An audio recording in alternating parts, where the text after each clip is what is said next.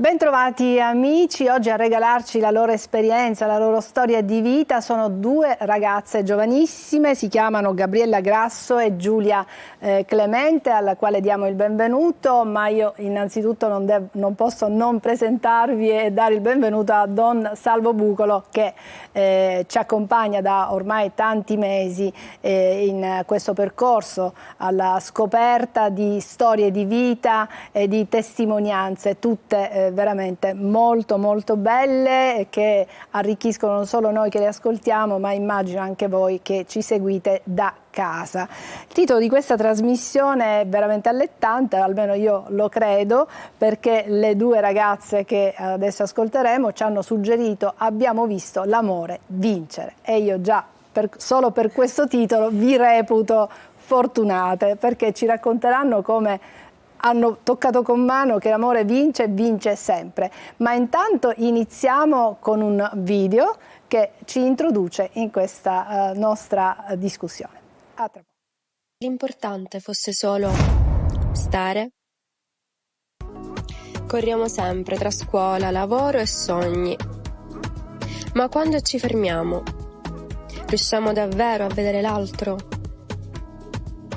Ci sono luoghi dove non possiedi nulla, eppure senti di avere tutto. Perché la missione non è lontano, ma è nel volto accanto a te, è nell'ascolto, nel caribusana che accoglie e cambia il cuore.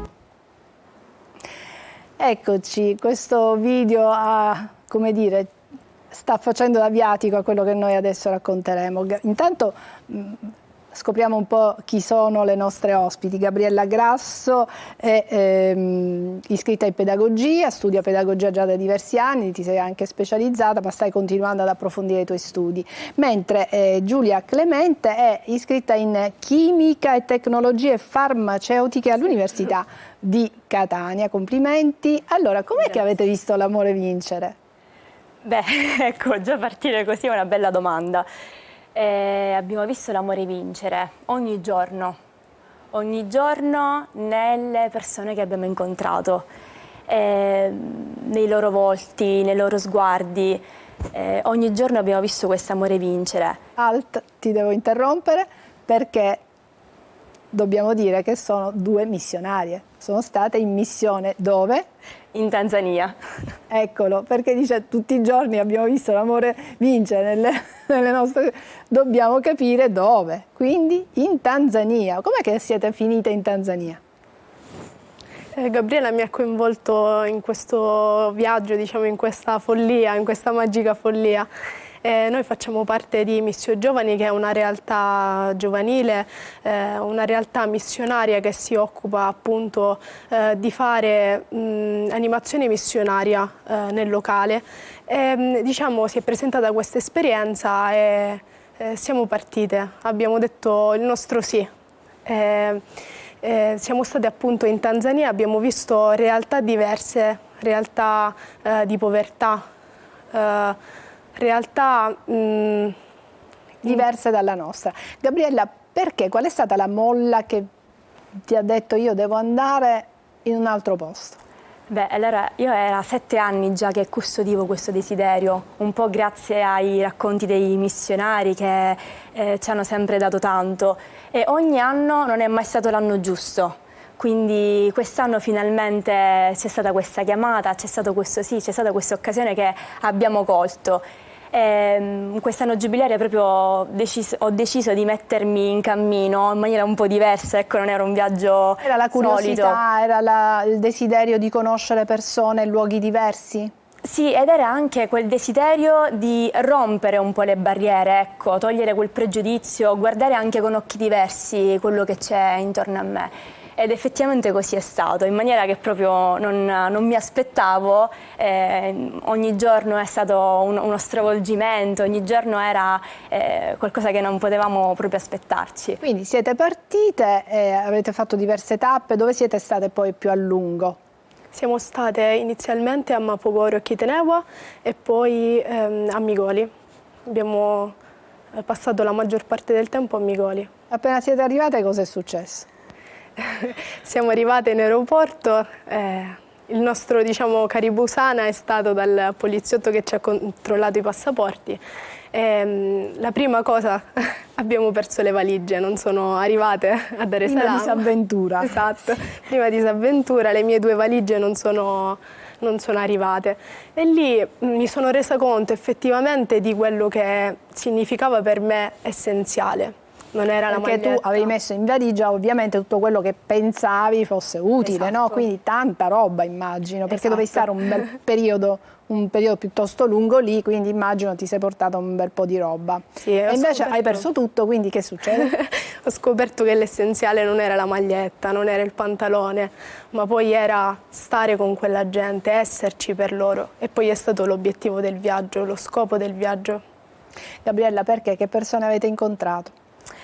Le persone, allora, erano esattamente uguali a noi, perché proprio è stato questa la cosa che ci ha colpito più di tutti, perché eravamo lì in realtà a pelare le patate, a ballare insieme a loro, a lavare i piatti, quindi erano persone e ragazzi soprattutto uguali a noi, quindi nonostante le latitudini geografiche fossero totalmente diverse dalle nostre, la cultura, la lingua fosse anni luce lontana da noi, ma in realtà erano ragazzi e giovani proprio come noi, con quella gioia soprattutto nei loro occhi che parlava.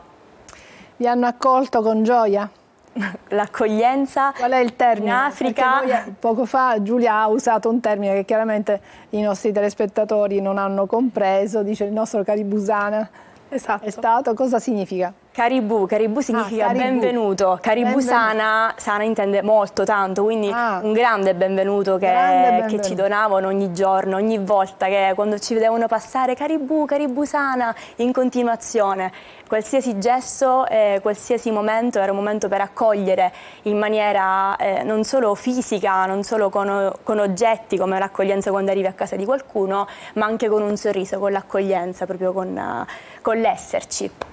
Ci sono state delle esperienze particolari che vi hanno toccato profondamente, qualcosa che potete raccontare anche ai nostri telespettatori? Sì, diciamo il mio Caribusana in Tanzania è stato a Mopogoro, mentre stavamo facendo una passeggiata in savana, ci siamo fermati in una bottega per bere qualcosa. Lì c'è il vuoto a rendere, quindi si beve e si restituisce la bottiglia. Quindi noi abbiamo preso la bibita, abbiamo pagato lasciando qualche monetina in più e ci siamo seduti. Nel frattempo è arrivata una donna per prendere il riso che le sarebbe servito per la settimana, fa qualche passo e il riso cade. Cade per terra? Cade per terra, quindi disperata incomincia a recuperare quanto più possibile. E la signora della bottega la guarda e le dice: ascolta, non ti preoccupare, vieni qui, con i soldini in più che loro mi hanno dato, ti do il resto del riso che è caduto. E lì mi sono resa conto di quanto effettivamente per loro significa accoglienza, di quanto significa per loro stare con l'altro, vedere l'altro. E quindi mi sono interrogata su questo, io che valore do a quelle che sono le relazioni. Don Bucolo, questa storia è particolare effettivamente, no? Ci racconta di una persona che non resta indifferente nei confronti di un'altra donna che in quel momento obiettivamente si sta trovando in difficoltà, perché per loro capisco che perdere quel mucchio di riso che avrebbe potuto sfamare la famiglia, il riso cade per terra. Ecco, un'altra donna, forse in un altro posto, non ci avrebbe neanche fatto caso. Invece aveva ricevuto un po' di più da queste due giovani ragazze che avevano lasciato una sorta di mancia, qualcosina in più, no? Non lo tiene per sé, ma fa un gesto di solidarietà nei confronti di un'altra donna che si trova in difficoltà. Io concordo. Sono queste forse le esperienze che ti toccano profondamente, che ti fanno riflettere su chi ha poco, forse è più generoso di chi ha tantissimo. Esattamente. Certamente non possiamo andare per luoghi comuni, certo. Non possiamo generalizzare, però lì si nota di più il gesto di generosità, perché magari in una società ricca, ecco, il gesto di generosità c'è, ci può essere, però lo si nota di meno. Lì dove invece c'è più povertà, ecco, il gesto di generosità forse ha un valore più grande, no? Esatto. Allora io concordo pienamente con quanto Giulia ci ha condiviso, perché conosco quei luoghi, ci ho vissuto ben 6-7 anni e ciò che loro hanno vissuto è stata per me l'esperienza quotidiana. Io, se dovessi citare un evento così anche per condividere, mi ricordo una volta andai a celebrare la messa in un villaggio, perché per chi non lo sapesse la parrocchia in Terre d'Africa non è come le nostre parrocchie. Sono territori immensi, Migoli 60 per 80 km, 18 villaggi, no? Quindi io potevo andare nei villaggi a celebrare la messa una sola volta al mese. Chiaramente quando ci andavo ci stavo tutto il giorno, partivo la mattina, arrivavo lì, confessavo, non c'era un orario, quindi tutti coloro, poiché passavo un mese, poi celebravo la messa e poi loro condividevano il pranzo. Io ricordo quel giorno il catechista del villaggio, che viveva una condizione di povertà, quell'anno c'era anche momento di crisi, mancanza di pioggia, quella mattina era riuscito a pescare un po' di pesce, è stata una pesca veramente molto abbondante. Lui cosa ha fatto? Tutto il pesce che aveva pescato, che poteva sfamare lui e la famiglia, lo ha donato a me che stavo rientrando in missione. Io mi stavo bloccando, dice no, ma aspetta, no, padre tieni, perché io so che Dio provvederà. Ecco, questa cosa qui chiaramente mi colpisce, perché tante volte io mi trovo dinanzi alla parrocchia, nelle nostre chiese, con buste enormi di vestiti, di gente che, ok, non servono più quei vestiti, ciò che è superficiale, ciò che va scartato, lo portiamo nelle chiese o nei luoghi in cui si ha bisogno, quindi il superfluo. Lì invece ciò che toccava fortemente la loro vita, loro lo davano, e giustamente io mi stupisco come due ragazze universitarie, due ragazze che stanno costruendo il loro futuro, incredibilmente trascorrono la loro estate, e tra l'altro c'è anche un certo impegno economico, di viaggio, di permanenza, per andare in Africa, per fare cose, l'hanno detto bene, stare con loro. È lo stare con loro che lo aiuta ad andare all'essenziale della vita, perché poi alla fine una cosa molto importante, è vero che sono missionari, e questo io me lo ricordo nei miei anni, noi pensiamo che il missionario è colui che va, colui che porta, colui che dà agli altri, in realtà, ma è questo che già Giulia ci ha condiviso e sicuramente ora Gabriella ci racconterà anche le sue esperienze, ricevono molto più di quello che danno. Ecco perché la missione non è un dare, ma è un ricevere, e ciò che ricevere poi loro lo portano qui a noi, in questa terra in cui tante volte siamo chiusi nelle nostre case, nei nostri modi di pensare la vita. Cosa avete fatto esattamente lì? Lì stavamo con la gente, andavamo a conoscere le loro storie, tutto ciò che è accaduto, le scuole, tutte le grazie che hanno ricevuto anche grazie all'opera dei missionari. Giocavamo insieme ai bambini, quindi proprio trascorrevamo il nostro quotidiano insieme a loro. Una volta, uno dei giorni, dei momenti che mi è più rimasto, è stato un pomeriggio, mentre una delle parrucchiere mi faceva le treccine, quelle tipiche africane, e siamo state lì il pomeriggio insieme. Parlavamo, ci conoscevamo, tutto tranquillo e normale. L'ultimo giorno che sono stata lì nel villaggio di Migoli, incontro nuovamente questa donna, giovane anche lei, 25enne, e mi dice: Gabriella, cos'hai? Quello per me era l'ultimo giorno, quindi c'erano tante emozioni, c'era la tristezza di ripartire e tornare a casa, c'era la rabbia per tante cose che avevi visto, tante emozioni messe insieme. Quella donna mi guarda e mi continua a dire: cos'hai Gabriella? Io niente, cosa dovevo dire a lei che sapevo che viveva con niente, che aveva sicuramente affari diversi rispetto ai miei. Dice: no, tu hai degli occhi diversi oggi. Non sei uguale all'altro giorno. Per me quello è stato un momento importante, perché mi ha guardata, mi ha chiesto come stavo. Una donna che probabilmente non rivedrò mai più. Una donna che ha una vita diversa dalla mia e si è interessata a me. Si è interessata a te e ha avuto questo sguardo così profondo da leggere nel tuo stato d'animo. Quindi anche questa sensibilità grandissima. E mi chiedo quanti di noi siamo pronti ad avere questo sguardo attento, questa cura verso l'altro. Eh sì, dicevamo che sono momenti veramente toccanti e, se devo essere sincera, mi è capitato di parlare con persone che sono state in missione. Tutte, dico tutte, mi raccontano che sono tornate diverse. Anche voi siete tornate diverse? Me lo auguro, me lo auguro.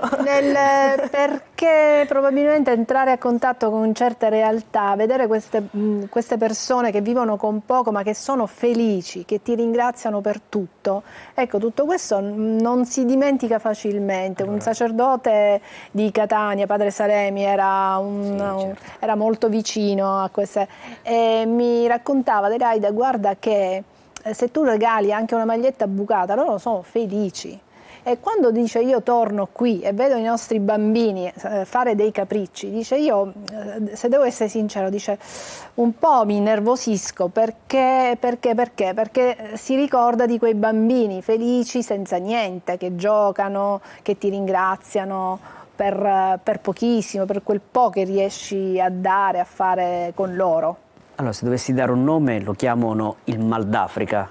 Ah, ecco, immagina sì. Che sono stato diversi anni, quello è una cosa che c'hai e te la porti per tutta la vita. Ma è bello quando dice Gabriella, perché, e lo capisco, perché si trovavano lì, non conoscevano il Swahili, qualche parola, per cui c'è un linguaggio che è molto più di quello verbale, che quello del corpo. Ecco, sicuramente loro più volte, a motivo di una mancanza di linguaggio verbale, hanno sperimentato la potenza del linguaggio del corpo, in cui l'uno sta attento allo sguardo dell'altro, quindi probabilmente, ma lo capisco, i giorni c'è il countdown, no? Quindi a momenti devono lasciare, per cui è normale, quella tristezza traspariva dagli occhi, loro se ne accorgono perché sono molto molto attenti. E questa cosa bella, dire come stai, perché, e loro lo sanno, il saluto africano non esiste in Swahili, né buongiorno, né buon pomeriggio, né buonanotte, ma esiste la parola in Swahili habari. Habari za asubuhi è giorno, habari za giorni, già sera, habari, in Swahili significa come stai. Cioè il saluto, stranamente, come stai di mattina, come stai la sera. E la risposta è più paradossale del saluto nzuri, che significa bene, cioè loro rispondono bene anche, una cosa pazzesca, una persona gli è morto il figlio, io vado lì, come stai? Bene, però mi è morto il figlio. Aspetta, come fai a stare bene? Questo ci mostra che qualunque sia la condizione, non ci toglie la gioia della vita. È chiaro, detto qui in studio, magari può sembrare un po' stramballato, un po' assurdo, ma questo è quanto reale, quanto Gabriele e Giulia hanno sperimentato e che chiaramente si porteranno. Giustamente si dice, ma siete cambiate? È una domanda importante, ma sicuramente quanto hanno vissuto rimane indelebile come il tatuaggio sulla pelle. Se lo porteranno sempre. Il Signore sa poi di cosa si servirà di questa esperienza nella loro storia, ma si porteranno sempre quanto il Signore ha fatto in questa esperienza missionaria. Continueremo ad ascoltare Gabriella e Giulia, perché c'è un altro aspetto, mi raccontano, vediamo se voi poi me lo confermerete, che anche il rapporto che hanno con la morte è diverso dal nostro. Loro la reputano un fatto naturale, quindi non lo vivono con la stessa drammaticità con cui noi viviamo il lutto. Ma potremo continuare a parlarne con Don Bucolo e anche con le nostre ospiti, che ci racconteranno altri episodi del loro stare in Tanzania. Ci vediamo tra poco.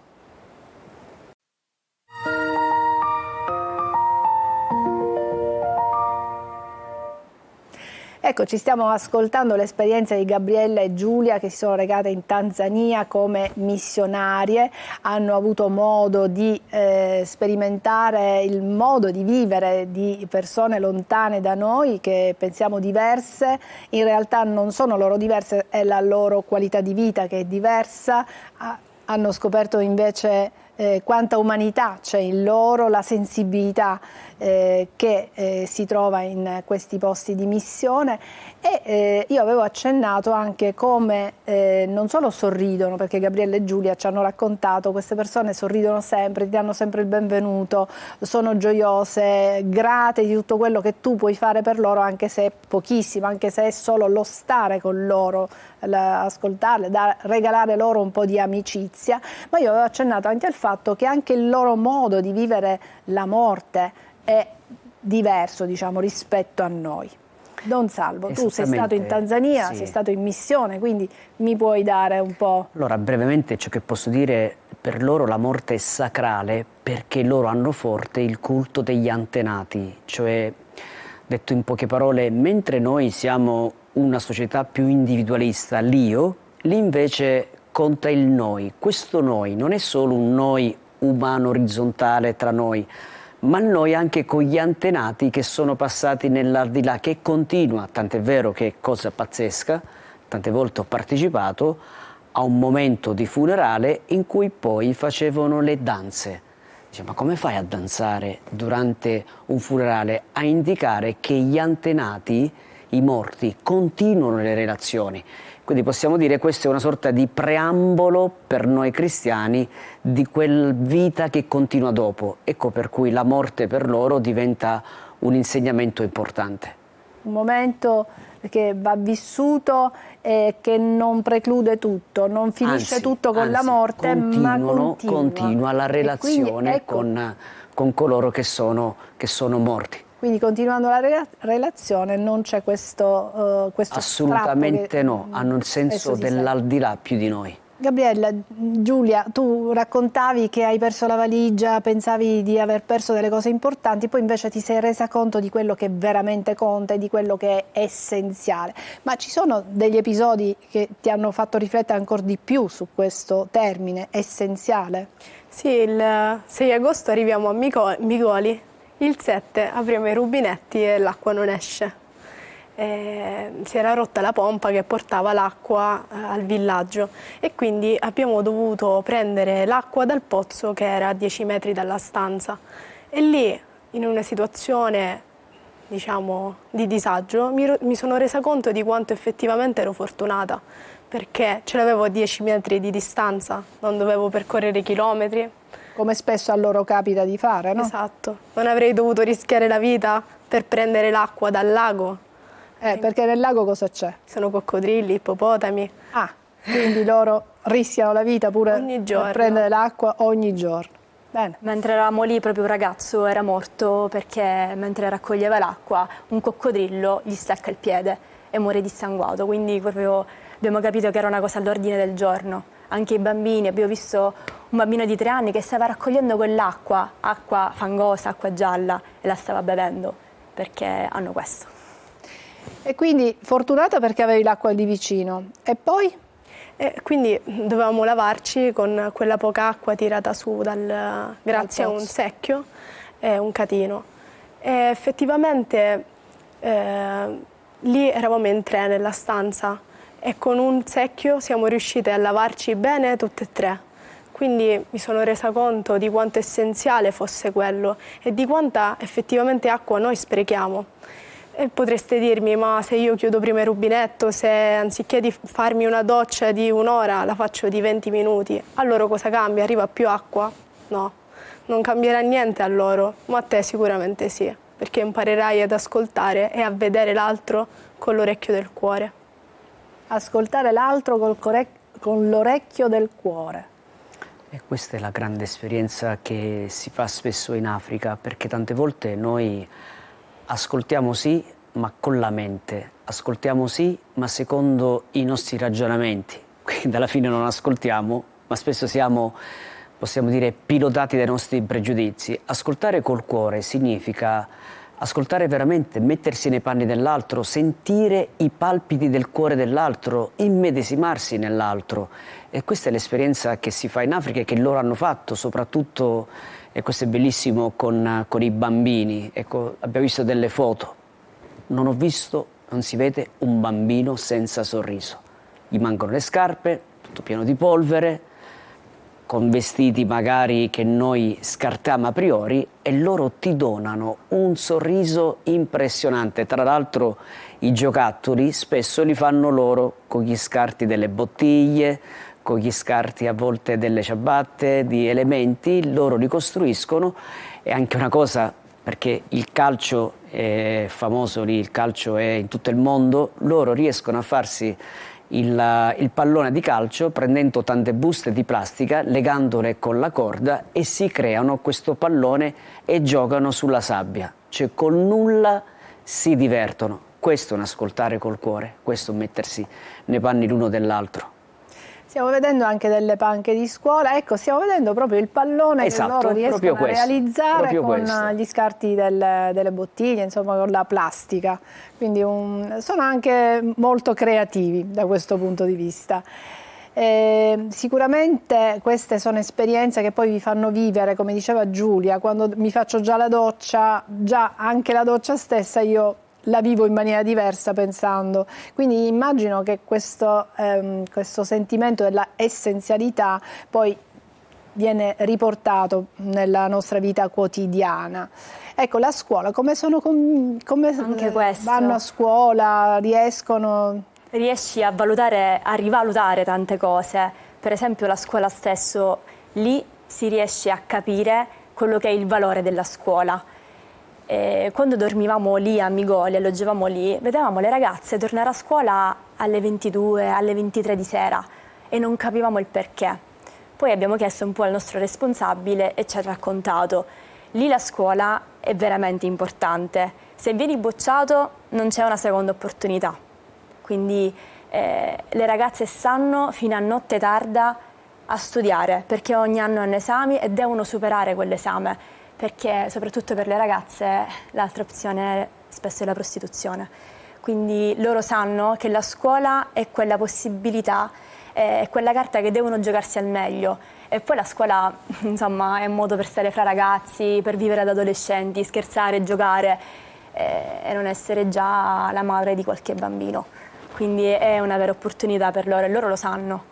Loro sanno che cosa stanno facendo e qual è la loro importanza, quindi lottano e lottano con mani, denti, in tutti i modi per quella scuola. Si impegnano fortemente perché sanno che quella può essere l'unica arma di riscatto che possono avere, se no, come diceva Gabriella, l'unica altra strada è la prostituzione, quindi una strada completamente diversa ovviamente. Infatti c'è una frase che io ricordo benissimo in Swahili e che è la seguente, non so se loro è capitato: Elimu ni usalama. Elimu significa educazione, ni è, usalama la salvezza, cioè è l'educazione che ti salva perché ti apre la mente, ti apre veri valori, ti crea il futuro, ti crea la prospettiva. Tant'è vero che uno dei compiti primari che i missionari fanno in terra d'Africa, e io mi sono trovato e tuttora mi trovo anche a fare stando qui in Italia, quello di far studiare i ragazzi. Cioè, si dice spesso, c'è un proverbio che sicuramente tutti conosciamo: se vuoi aiutare una persona, non gli dare il pesce, ma dagli la canna da pesca perché possa pescare il pesce. In fondo, far studiare è il modo più opportuno, più santo, più vero per progredire questi popoli. Quindi il missionario in genere, uno dei compiti non può non essere quello di far studiare le nuove generazioni, perché loro un giorno possono portare avanti il loro paese. E io in tutti questi anni ho visto persone diventare medici, diventare ingegneri, qualcuno anche diventare sacerdote. Restano nel loro territorio, portano avanti il loro territorio, quindi si realizzano, perché è chiaro, e qui una cosa molto importante: la mia realizzazione, e ci può stare, è a beneficio degli altri. Quindi più io studio, più io mi formo, la mia formazione mi aiuta gli altri. Giustamente i ragazzi non hanno quelle risorse, Per cui la Chiesa e le missioni in fondo fanno questo servizio prezioso. Questo è uno dei motivi per cui i missionari cristiani puntano molto alla realizzazione di scuole, insegnanti, perché è l'unico modo per far progredire nel loro paese, nel loro territorio queste persone, evitare i famosi viaggi della speranza che molti si ritrovano poi costretti a fare perché non sanno come andare avanti, come vivere. Invece la scuola, l'educazione, imparare un mestiere per loro è fondamentale. Esattamente, tra l'altro una delle cose che si fece a Migoli, perché magari molti non sanno, ma Migoli si trova nella savana, ora c'è la strada asfaltata, ma allora dalla città Iringa a Migoli c'erano 4 ore di, allora il vescovo Bonmarito di Catania, di scoraggiamento veloce, no? Cioè, ci voleva proprio coraggio a intraprendere quelle strade. Ecco, lì non esisteva una scuola superiore secondaria, quindi i ragazzi arrivavano fino alle scuole elementari, chi poteva andare alle scuole superiori doveva avere qualche soldo in più per trasferirsi in città. Fine anni 90 la missione ha messo su una scuola, la scuola che poi è stata anche aperta dal presidente della Tanzania, quindi è stato un evento, e attualmente in questa scuola ci vanno ben 1300 ragazzi, cosa che qualche anno fa non era possibile. Quindi rendere l'istruzione accessibile a tutti, accessibili a coloro soprattutto che diversamente non potevano, diventa una delle missioni più importanti, più primarie in queste terre. Quindi la scuola è fondamentale, lo dico in Africa ma lo dico anche dalle nostre parti, che tante volte mi accorgo in certi quartieri, ma anche in tante famiglie, come la scuola viene snobbata, l'istruzione viene messa da parte, quando io dico sempre: quando uno studia non sbaglia mai, ok, non hai subito il lavoro, non hai la professione, ma non è mai una perdita di tempo. Questo è un appello che forse come Chiesa dovremmo molto fare ai giovani. Anche se stai studiando e non vedi un barlume di luce, sappi che non stai perdendo tempo, perché in ogni caso ti stai aprendo la mente e il cuore a qualcosa di importante che forse la provvidenza ti metterà davanti. E mio padre mi diceva: guarda che tutto quello che studi nessuno te lo può rubare, una borsa, una collana puoi essere scippata, mentre tutto ciò che fa parte del tuo bagaglio personale di cultura, quello non te lo potrà mai togliere nessuno. Mi piace ricordare anche la saggezza anche di certe persone, in questo caso di mio padre.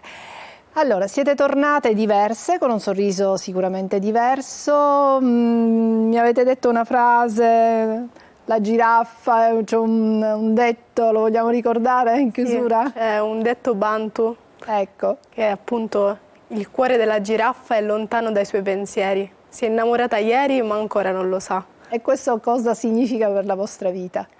Diciamo, ci siamo innamorate, no? Della Tanzania, di questo stare con, di esserci. Ci siamo innamorate tutti i giorni senza rendercene conto, sempre di più, e speriamo ogni giorno di portare questo bagaglio, questo semino che è stato piantato nella vita di tutti i giorni. Ecco, voi avete la vostra carriera, diciamo, i vostri studi, siete all'università, fate parte di questi giovani missionari. Ecco, se volessimo dare delle indicazioni a chi come voi vuole fare un'esperienza di questo tipo, cosa deve fare? A chi si deve rivolgere? Beh, a Catania esiste proprio l'ufficio per l'animazione missionaria. Quest'anno proprio faremo un corso prepartenza per tutti coloro che hanno il desiderio come noi di stravolgere e mettere in moto il cuore per direzioni che nemmeno noi sappiamo, perché ci è stata affidata, non l'abbiamo scelta noi, la Tanzania. Quindi faremo un corso prepartenza, nel frattempo anche sosteniamo progetti lì in Tanzania, in particolar modo con la diocesi di Iringa, lì dove siamo state. E quindi proprio siamo tornate col desiderio ancora più forte di spenderci e metterci all'opera. Di non stare immobili. Di non restare immobili. Don Salvo, vuoi dire qualcosa in chiusura? Mi piace, poco fa Giulia, c'è questo esempio della giraffa, del fatto che ci siamo innamorati di qualcosa perché, e qui mi piace ritornare al titolo da cui siamo partiti, abbiamo visto l'amore vincere, ci si innamora dell'amore. Quando l'amore tocca è chiaro, te lo porti e rimane sempre con te. Quindi se si sono innamorati, se hanno fatto questa esperienza d'amore, è perché hanno toccato con mano come l'amore vince veramente. E questo è anche l'augurio che faccio a loro, perché possono portarsi la loro vita, perché hanno una vita davanti e che in qualunque situazione si troveranno, l'amore vince sempre. Grazie a Don Salvo Bucolo, grazie a Gabriele e a Giulia. Volevo ricordare ai nostri telespettatori che questa trasmissione è possibile rivederla su Sicilia Play, ma potete mettervi in contatto con noi, con Gabriella, con Giulia, anche attraverso i nostri social. Seguiteci su Antenna Sicilia TV, Instagram, c'è la pagina Instagram, potete seguirci anche attraverso i social di Don Bucolo, il mio, insomma i modi per trovarci, parlare con noi, mettervi in contatto, commentare, ci sono sempre. Quindi grazie ancora alle nostre giovanissime ospiti, grazie ancora a Don Bucolo, grazie alla regia e un grazie grande anche a voi e soprattutto a voi che ci avete seguito fin qui. Alla prossima!